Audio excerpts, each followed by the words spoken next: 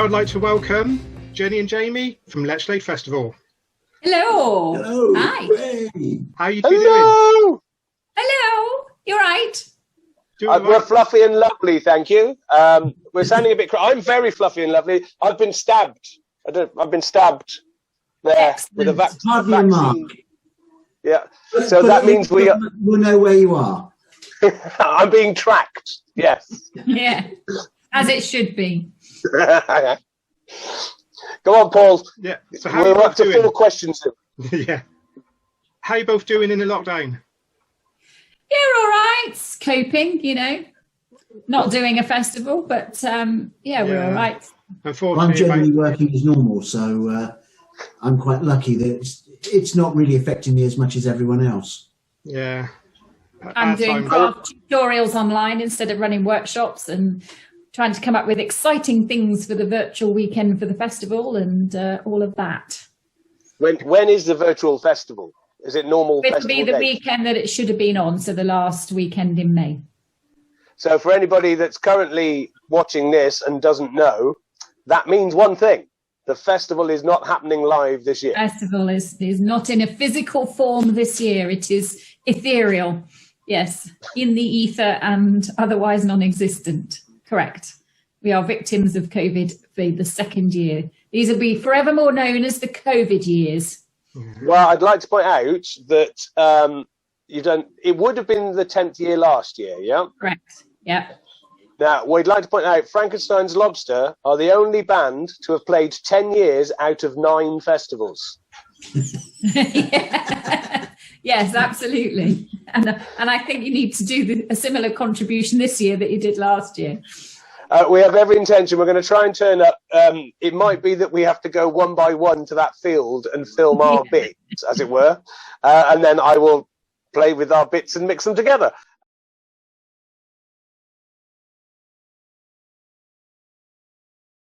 But size-wise, this festival, by the way, we're talking about Lechlade Festival, in case you've just tuned in. Yes, I'm not sure we've said that yet. No, not sure. All the video clips that we've showed as well. When we first came and played, we used to drive in, round the back of the bar tent, and basically just make camp there for the length of time that we were there. That is just physically impossible now. How much bigger has the festival got since day one? Oh, physically, by square footage, you mean? Yes, yeah. Well, at the first year, the field that we now use is the arena.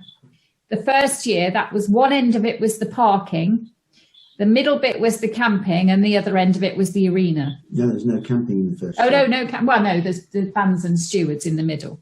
And as you say, you kind of camped behind what was there. So that was the first year. Now we are... So absolutely everything was packed into that arena field. Yeah. We're now 5 fields because we've got the main arena, the new second arena that would have materialised last year and now will materialise next year, the front river field with the glamping, the field with the camping and motorhomes, and the field at the side where the stewards are and the other bit of camping is. So how did you come up with the idea of the festival in the first place? Well, we were in the pub and I'd had quite a few gin and tonics, and we were chatting with our friend Fiona, who was also co-founder, and Jamie's on the town council, and he reported that somebody had come and made a presentation to the council saying that they'd taken over the Cotswold Water Park Trust, they'd taken over management of the site and they were looking to do more events on there. And he came home and told us, and we went, And Fiona's from an events background, as am I. Then we drank gin and it sounded like a good idea. Had we known then what we know now? Well, from day one, it's always been our favourite festival. But technically, it was our first proper gig. So that was first. Yeah. Yeah, we had been playing partly for Steve. We played as his backing band in a pub, and Steve said, "Guys, I've got a few gigs lined up. Could we be a band?" I remember actually that first festival because it was it nearly didn't happen because I had a complete and utter meltdown, basically lying on the bathroom floor, going, "I can't do it." The first year, So we did bump it on 6 months, because originally it was going to be in September. And then I remember asking Steve if you guys would play, or he was saying that, you know, we've got a band.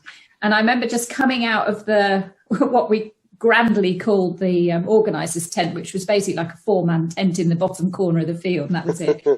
And just seeing you guys walking across like the A-team, you were just all sort of lined up, coming across the field. And it was like, they're here. Steve was involved. It would all be okay, because I should explain, Steve used to work for me as a web developer in offices in Cheltenham, and he kind of just got things done, and you kind of knew that it was going to be all right. It was just like, oh, thank God. You know, it was just like, we've got a proper band.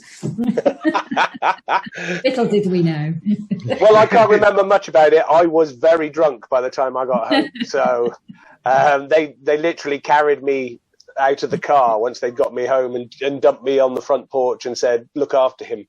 But I do remember, yes, but it was a phenomenal gig, and I refused last year to not come and play, which is why we went to the field, but we could only sort of have one of us in the field at a time, hoping to get maybe one or two of us in the field out of a distance of 3 or 4 meters apart, and see if we can record something at some time before the event. Yeah. But it's we've spent our last year online doing Zoom meetings and doing online festivals. And we got one coming up February the 20th, which is raising money for the Samaritans. And we're doing, partly because, as I said, we had a whole new set for you, new songs no one had heard us play ever before. And we kind of got to put them somewhere. So that's one of the reasons we're doing this podcast.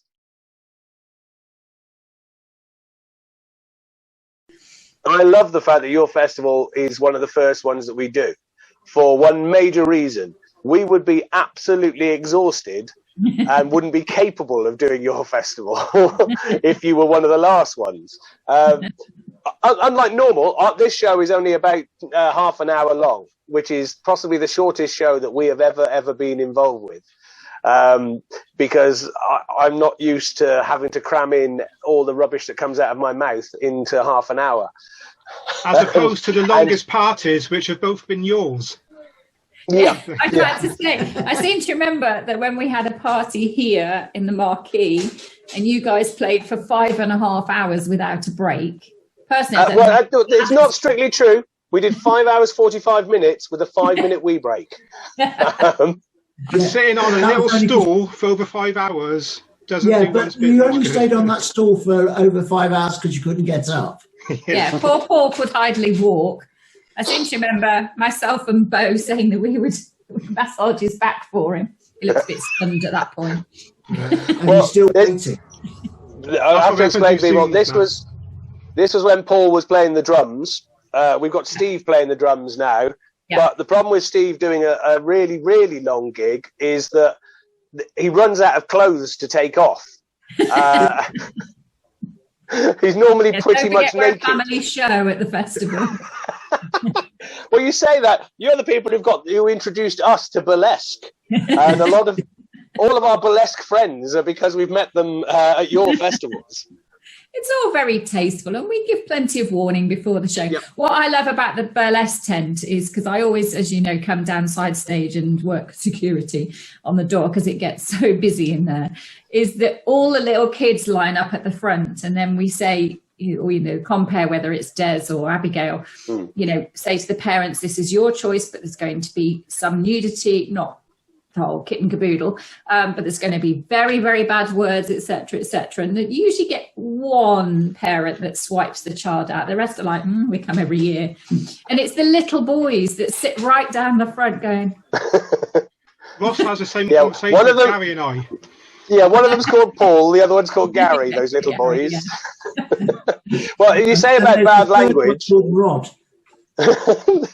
Rod Evans, yeah, one of our locals, Rod Evans, they make sure they get their seats an hour early, which is why when we're programming, we think really carefully about which band goes on in the bar tent an hour before the burlesque, because as you know, people start taking their seats an hour before, And I remember the year that we put, I think it was Plucking Different on, who were a local ukulele band, and they just came off looking stunned because the tent was full from front to back, and they were like, we've never played with that many people in our entire lives collectively. Yeah, it's a good spot. It's my favourite stage to play out of all the ones we do. It is, we played, was it Oxford Fireworks? That was about 20,000 people. Wow. And it's great to hear the noise and people singing along and all that kind of thing, but it's nowhere near as fun as playing the bar tent at Lechlade. Even if if you said come and play on the main stage, it'd be no, we are the bar stage. I'd much rather be there. It's possibly one of the best atmospheres ever. People have badgered us in the past and said, can't you put them on main stage? I said, no. They need to absolutely be on that bar stage where they've got their mosh pit and they've got their interaction and stuff. And alcohol nearby. And it is much better being that, 6-7 foot away from somebody. It's so much more intimate and you get so much more back than being 20-30 yards from the first person. Yeah. And of course, if it's cold or raining, you're inside, although that may change, I'm afraid. Yes, yeah. I mean, I don't know what the regs are going to be by next year, but I can't see everything being back to normal by then. No, from everything I've heard. Yeah, I mean, we've been feeding into the Association of Festival Organisers, and they in turn have been involved in different discussion groups and pressure groups with Department of Culture, some in conjunction with UK Music. So we knew fairly early on that, soon we made the announcement as soon as we knew that events just weren't going to go ahead. And the message at the moment is that, late summer will be the earliest anything might even be considered to go ahead, which is no great surprise. But also we've been looking at the information, which obviously changes really regularly coming out of the government. But at the moment, marquees are deemed as inside structures. The rules around those change. There's obviously, you've got to look at systems about how you get people in and out. There's the whole issue about, the anti-vaxxers, people that 15% of the population who aren't going to have a vaccine, and what to do about them, although it's them that they put themselves at risk more than the other way around. But, there's so much to look at. And we'd already started working on a plan in case this year could go ahead where we really spread everything out. But I think it's most likely that all the stages will have to be outdoor in whatever format. Now, it might be we still have the bar stage in the form it is, and we have the bar in the form it is, but just a big gap in the middle. So, we're going to have to see. But I think I'm hoping that, we've got such amazing loyal customers who have rolled over tickets for a second year and are just, really behind us and been fantastic. And I think the appetite will be so great by the time we come, hopefully, to next May, that people will go, I don't care where I stand. I don't care if it rains. I don't care about anything. I just want live music. I want social environment. I want to be away from home. I want to have fun. And of course, we'll do everything we can to make it as safe as possible. And we'll be following every guideline, regulation, etc. And it might be that we have to seriously reduce the capacity. We don't know yet. What was the capacity on that first year? Can you remember how many? We used to have a smaller license, so at the moment we're licensed up to 9,999, which we don't hit. I mean, we're not there yet, but I think we had 1,100 people. Yeah, but the license was actually 2,999. Then, something like that. I think the first year it was 1,100 people. But that included every volunteer, every member of the team, every trader, although there weren't a huge amount of traders. We had like one big caterer and one bar, and then we had some stalls and some bouncy castles and stuff. So that 1,100 people included everybody. I don't think people understand how many people that is either. I mean, we've been involved in festivals for about 20 odd years, and people see the bands, for example, and they'll see a couple of people behind the bar, and they go, oh, yeah, there's a few people here. They don't understand how many people there are actually behind that stage and how many people. Yeah. And it's phenomenal. When you say something like there's 2,000, well, let's take Glastonbury, for example. There's 250,000 people there, but a good fifth of those are people putting on the event. And it takes that many people, just getting people through. the dreaded car park and dealing with queues and so on like that. And I don't think people are... When we have to look at our numbers and obviously we have to know how many's on site at any one time, we allow for the biggest capacity possible. So if we added up all the potential band members, because normally we invite them to stay for the weekend and bring a guest, plus the traders and teams of staff, whoever those might be, plus the stage team, the volunteers, etc., it's about 1,000 people. So if you think that the amount of people that we have now just performing, running it, whatever, facilitating everything is about the same as the entire number of people that was on site the first year. So yeah, we're really proud of what we've achieved, aren't we? Well, what I love about Lechlade, I mean, what I love about Lechlade is the price, because, and that's what I wanted to say about how many people are involved. If you think you've got that many people involved and yet you still managed to keep it kind of as possibly, I don't want to say the word cheap, as the least expensive festival. Yeah. Yes, it's the most affordable festival you could possibly go to. Yeah. And Paul, I have been to some cheap festivals. No, that's what I'm saying. You're not cheap. Probably also reinforce that the actual team that get everything ready during the year, the core team is 6 people, and the extended team for slightly nearer the time is 10 people. So that's all there is involved. Nobody's salaried. It's largely voluntary, pretty much. There's a couple of freelancer roles. But yeah, so although I say, there's nigh on 1,000 people, as I was saying, that includes the performers, etc., but the actual people that run the festival is 10. So it's pretty amazing. What's been your biggest highlight? I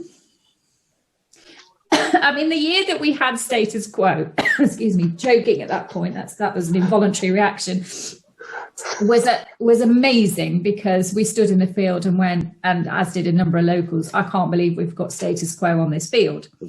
And they were brilliant. They were amazing. It was amazing. Yeah. Unfortunately, by the point they came on stage, we knew that we were in trouble financially, that we'd lost our shirts, basically. And that was the year we dived into a great big hole. So Jaimie and I stood on slightly tearful on the stage with the emotion of seeing this crowd going, oh my word, these rock legends are on the stage. And because, festival goers always go, oh my word. I'd be polite for the family audience. But also we knew that we were in just a big black hole, and we didn't know how we were going to get out of it. And as it happened, we just worked for 2 years and gradually got ourselves out of it. But yeah, so that it was a highlight and a low light all at once, if that answers your question. It was. So where would you like to see it go or grow, or how big would you like to see it get? Well, we still want to keep that, to coin a cheesy phrase, the boutique-y feel, although we have a capacity to go up another couple of thousand in theory. And obviously the way people will view events and things might change for next year, then this might bring the numbers down anyway. But we don't want it ever to feel packed and uncomfortable and busy and out of space. And we've got future plans to move into another field anyway, to space things out more. And as I say, next year things might have to change anyway. But I think... Yeah, we never want to be to that, maybe another 20% level where if you meet someone on the Friday night, you'll never see them again for the rest of the weekend. The level... So Jaimie, this happens all the time to Paul. No, it's not that he doesn't sort of bump into them again. They avoid him. Yes. Yeah, exactly. Yeah. They're all in the other field now. To be fair, we're so busy, we don't see each other all weekend. But yeah, as Jaimie said, we want to maintain that friendly, accessible, so that you don't feel overwhelmed, so that, we encourage people who've got children who might have learning difficulties, for example, or might have particular issues that might want to come for a day. And we do liaise with some charities in that respect. And also we provide some extra facilities for children or adults with disabilities who might not otherwise access other festivals because it's overwhelming. And that's quite important to me particularly. One thing I think that your festival definitely has as an advantage on that front is that you can leave the festival and kind of go for a walk along the river or Sure. into town or something like that. So if you have got any kids, because family-wise, we've got kids that if they're in that environment suddenly go, I can't cope. Yeah. And so you have to go for a walk somewhere. And you can be sort of outside of your festival within about 2 minutes, but not feel like you've actually left, if that makes sense. So and go for a quiet walk through the fields or along the river or something like that, and calm down a bit, and then come back in if you've got kids with any kind of forms of learning difficulties or sort of sensory issues. I know that family-wise, we've certainly had to do that before with some kids, and that is brilliant for the other festivals. The very fact that in some festivals you can be half a mile from your car, whereas with yours, you can be sort of in 30 seconds, you can get back to wherever you need to get to, and then back right in the middle of the festival. And of course, Lechlade is a beautiful place. I mean, we are right on the River Thames. It's a lovely market town. We've got lovely little shops and cafes, etc. And we encourage people to come out and support the town, because that was one of the main ideas of starting it, was to raise Lechlade's profile. We kind of in the corner of Gloucestershire. We're literally on the corner of Oxfordshire, Wiltshire and Gloucestershire, and we get completely left out of some things. In fact, one year the Cotswold District Council produced a document with a map of the area and left us off. But they left Fairford off as well. Yeah, so it kind of sort of rubbed it in a bit. So yeah, one of the original aims was to raise the profile. Put you back on the map. Literally put you on the map. Yeah. Of course, the irony is that Festival Field is actually in Swindon, says it's the other side of the river. So we deal with Swindon licensing, etc., with everything. But it makes us laugh, because we have the Wiltshire police come down to say hi, and they're all lovely and friendly, and the community police, and so same with the Gloucestershire, and we have our regular PCSOs come over. But it's like there's a force field in the middle of the field, and I think year 1 or 2, there was a naughty boy in the festival, and they were chasing, and the Wiltshire police ran across the field and then just stopped. And I was like, what are you doing? They ran up to the bridge, which is the boundary, and then stopped on the bridge and wouldn't sort of go any further. And the chap kept running, and we're like, what are you doing? Oh, that's really. But no, they do work together fantastically. But what it actually is, those police are actually witches, and they cannot cross running water. Yeah.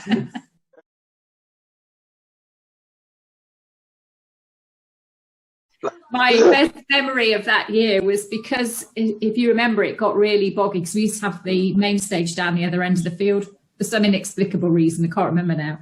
And we didn't have trackway, I don't think, then, but it was really wet, and we couldn't get the vehicles down to the back of main stage with all the gear on. And the Blow Monkeys and Dr. Medic and the Medics had arrived, and I think it was the first year that Medics had played, wasn't it? Mm. And of course, they're now nearly played as many times as you have. And I was backstage, and I just saw this tractor come around the corner to turn that corner around to main stage, back of main stage, with a stack of speakers, literally all the stacks, on a very low trailer, with Clive Jackson, the lead singer of Dr. the Medic, sitting on top of the highest one, with his grey hair flowing in the breeze, filming himself with his mobile phone, going, I bloody love this. We didn't actually say bloody, I'm editing. Just going, this is fantastic. Just trundling around the corner behind this tractor. Well, I think the second time Dr. and the Medics were there, they technically had a #1 in America that week. Oh, I don't know if you knew that. Yeah, they were. Somebody had remixed some track or something, or they did some vocals on the track. Yeah, and it was #1 in the dance music American chart. So yes, I do remember that. Yes, because we were trying to share the social on that. Yeah. Whether anyone cared or actually listened to the track, I listened to it. But yeah. Quite good coverage with it. Yeah. But you have had a band that were #1 in the charts on stage, and they were #1 at the time. Well, we have another good story as well, because the second year headliner was Westbourne Circus, who was a combination of the owners of Lakes by You, who were very generously sponsoring year 1 and year 2. In fact, we wouldn't have started and survived without them at all. But they have the most fantastic eclectic collection of people. So a number of their owners and etc. put this band together called Westbourne Circus. The chap that runs it lives in Westbourne Grove, and he's got a studio in his basement.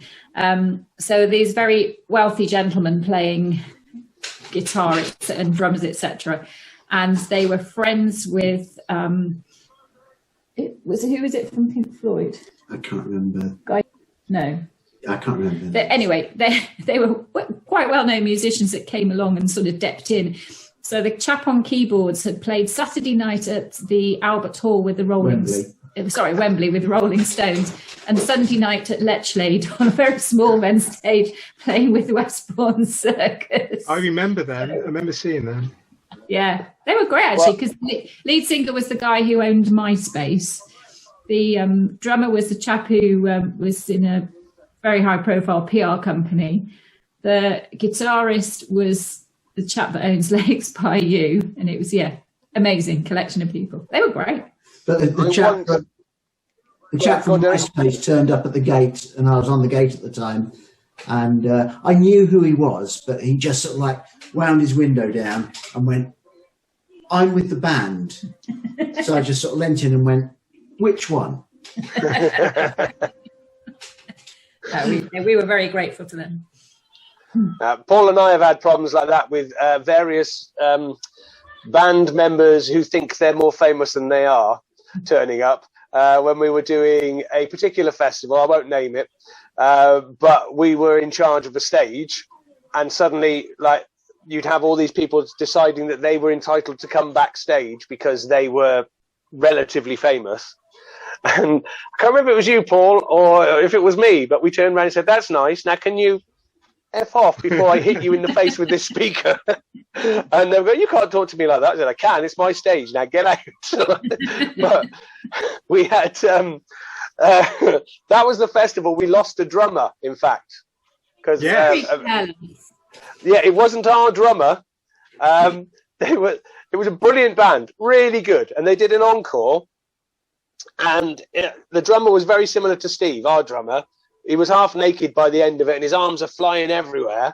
And it gets to the very last note, and it's going like this, and there's this massive cymbal crash. It goes bang like that, and the whole band and the tent just suddenly goes wow, a massive, massive cheer. And this band are thinking, okay, it was good, but this is insane. At which point, Paul and I had to go around the back of the tent to retrieve the drummer, who had hit the cymbal so hard he'd flown backwards, fallen 6 foot off the stage, and rolled out of the tent. And so the audience were going nuts because they'd seen this. And the rest of the band are on stage in front of the drummer, had no idea what's happened. They just thought they were the best band in the world. Yeah.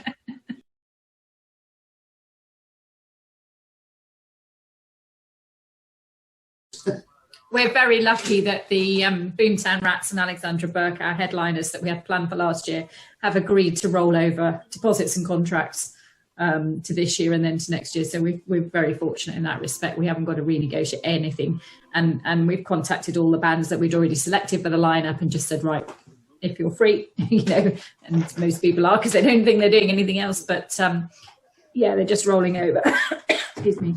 So who have you wanted and not been able to get so far? Well, the problem is, again, alcohol gets involved and we sit around the table debating, and then when I've had too much red wine, they make me email. The Rolling Stones were very polite, and they make me email people on the basis of if you don't ask, you don't get. Yeah. But the problem you've got, though, if you had a name that big, you couldn't afford to have them, as you've learned with status quo. We couldn't afford the security. No. Even if they played for nothing, we couldn't afford the security. Or the infrastructure, or, it just, no.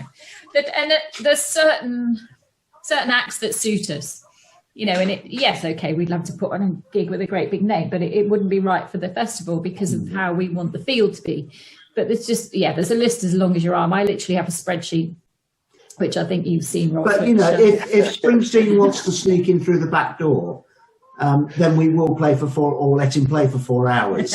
Well, we don't mind. We can let our lead singer go. We're easy. It'll take 5 hours. What we have to do is one of those kind of secret gigs where we just say there's going to be a headliner on the Saturday. We don't say who it is, and it turns out to be something amazing. We keep trying to find anybody we can pull in favours from, but we haven't found anybody yet.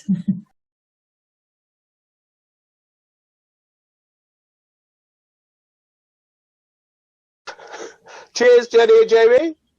Thank you. Thank you for joining us. See you next year. Absolutely. You'll see us this year if you stand over the river. Oh, yeah.